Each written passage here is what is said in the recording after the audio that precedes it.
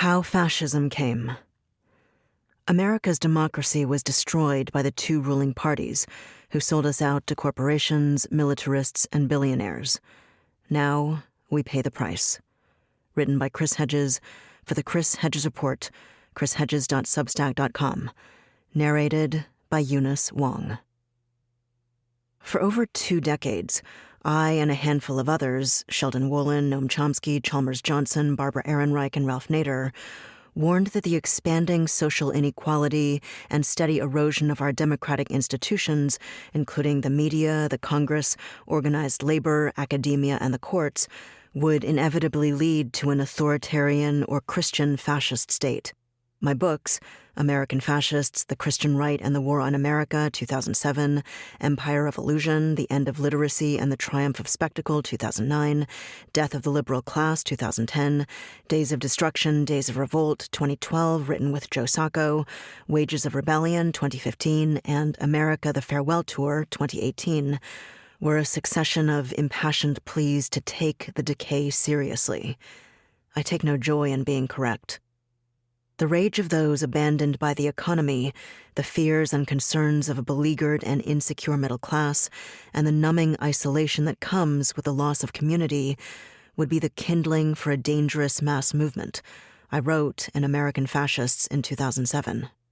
If these dispossessed were not reincorporated into mainstream society, if they eventually lost all hope of finding good, stable jobs and opportunities for themselves and their children, in short, the promise of a brighter future, the specter of American fascism would beset the nation.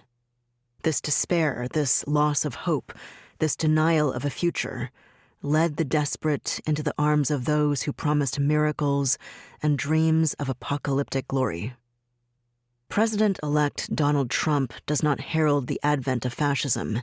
He heralds the collapse of the veneer that masked the corruption within the ruling class and their pretense of democracy. He is the symptom, not the disease. The loss of basic democratic norms began long before Trump, which paved the road to an American totalitarianism. Deindustrialization, deregulation, austerity, unchecked predatory corporations, including the healthcare industry, wholesale surveillance of every American, social inequality, an electoral system that is plagued by legalized bribery, endless and futile wars, the largest prison population in the world, but most of all feelings of betrayal, stagnation, and despair are a toxic brew that culminate in an inchoate hatred of the ruling class and the institutions they have deformed to exclusively serve the rich and the powerful. The Democrats are as guilty as the Republicans. Trump and his coterie of billionaires, generals, half-wits, Christian fascists, criminals, racists, and moral deviants play the role of the Snopes clan in some of William Faulkner's novels, I wrote in America, the Farewell Tour. The Snopeses filled the power vacuum of the decayed South and ruthlessly seized control from the degenerated former slave-holding aristocratic elites. Flem Snopes and his extended family, which includes a killer, a pedophile, a bigamist, an arsonist, a mentally disabled man who copulates with a cow, and a relative who sells tickets to witness the bestiality, are fictional representations of the scum, now elevated to the highest level of the federal government. They embody the moral rot unleashed by unfettered capitalism. The usual reference to amorality, while accurate, is not sufficiently distinctive and, by itself, does not allow us to place them as they should be placed in a historical moment, the critic Irving Howe wrote of the Snopeses. Perhaps the most important thing to be said is that they are what comes afterwards, the creatures that emerge from the devastation, with the slime still upon their lips. Let a world collapse in the South or Russia, and there appear figures of coarse ambition, driving their way up from beneath the social bottom, men to whom moral claims are not so much absurd as incomprehensible, sons of bushwhackers or moujiks drifting in from nowhere, and taking over through the sheer outrageousness of their monolithic force. Howe wrote, "They become presidents of local banks and chairmen of party regional committees, and later, a trifle slicked up, they muscle their way into Congress or the Politburo. Scavengers without inhibition, they need not believe in the crumbling official code of their society. They need only learn to mimic its sounds. The political philosopher Sheldon Wolin called our system of governance inverted totalitarianism, one that kept the old iconography, symbols, and language, but had surrendered power to corporations and oligarchs. Now we will shift to totalitarianism's more recognizable form, one dominated by a demagogue and an ideology grounded in the demonization of the other, hypermasculinity, and magical thinking. Fascism is always the bastard child of a bankrupt liberalism. We live in a two-tiered legal system, one where poor people are harassed, arrested, and jailed for absurd infractions such as selling loose cigarettes, which led to Eric Garner being choked to death by the New York City police in 2014, while crimes of appalling magnitude by the oligarchs and corporations, from oil spills to bank fraud in the hundreds of billions of dollars, which wiped out 40% of the world's wealth, are dealt with through tepid administrative controls, symbolic fines, and civil enforcement that give these wealthy perpetrators immunity from criminal prosecution, I wrote in America: The Farewell Tour. The utopian ideology of neoliberalism and global capitalism is a vast con. Global wealth, rather than being spread equitably as neoliberal proponents promised, was funneled upward into the hands of a rapacious oligarchic elite, fueling the worst economic inequality since the age of the robber barons. The working poor, whose unions and rights were stripped from them, and whose wages have stagnated or declined over the past 40 years, have been thrust into chronic poverty and underemployment. Their lives, as Barbara Ehrenreich chronicled in Nickel and Dimed, are one long, stress-ridden emergency. The middle class is evaporating.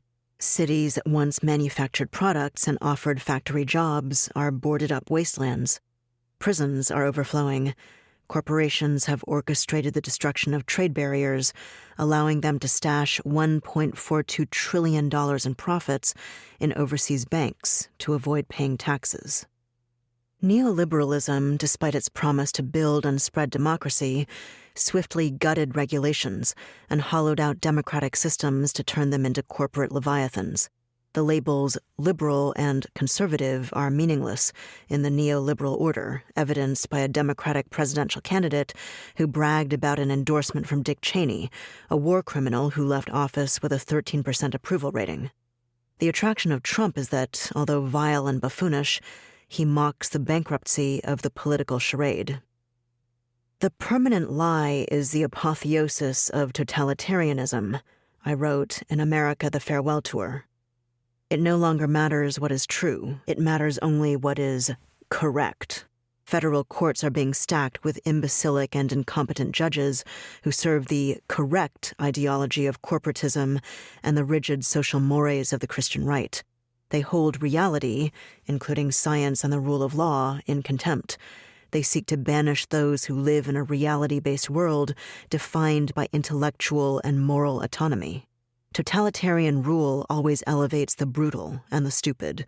These reigning idiots have no genuine political philosophy or goals. They use cliches and slogans, most of which are absurd and contradictory, to justify their greed and lust for power. This is as true for the Christian right as it is for the corporatists that preach the free market and globalization. The merger of the corporatists with the Christian right is the marrying of Godzilla to Frankenstein. The illusions peddled on our screens, including the fictitious persona created for Trump on The Apprentice, have replaced reality. Politics is burlesque, as Kamala Harris's vapid, celebrity-filled campaign illustrated. It's smoke and mirrors, created by the army of agents, publicists, marketing departments, promoters, scriptwriters, television and movie producers, video technicians, photographers, bodyguards, wardrobe consultants, fitness trainers, pollsters, public announcers, and television news personalities. We are a culture awash in lies. The cult of the self dominates our cultural landscape, I wrote in Empire of Illusion. This cult has within it the classic traits of psychopaths: superficial charm, grandiosity, and self-importance, a need for constant stimulation, a penchant for lying, deception, and manipulation, and the inability to feel remorse or guilt. This is, of course, the ethic promoted by corporations. It is the ethic of unfettered capitalism.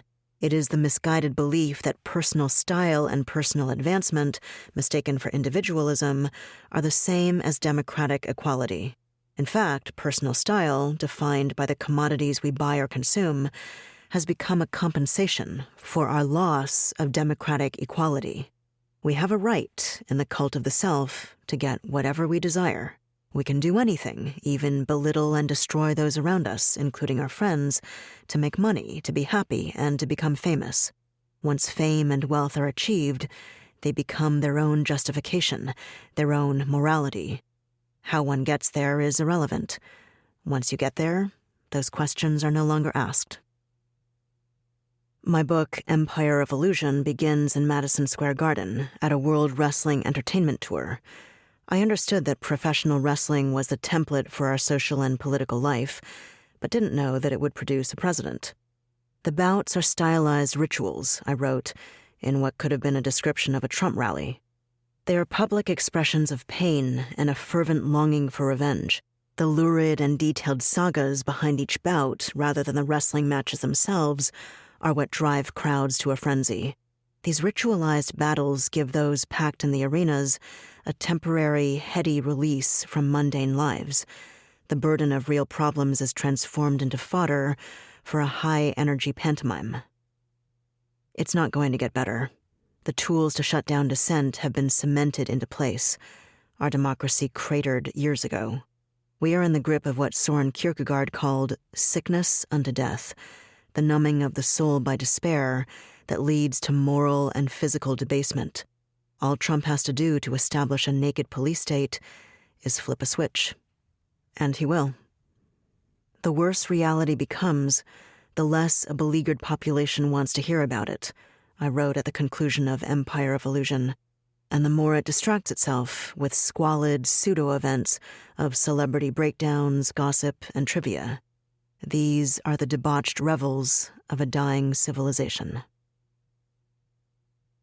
That was How Fascism Came, written by Chris Hedges, narrated by Eunice Wong. For the Chris Hedges Report, chrishedges.substack.com.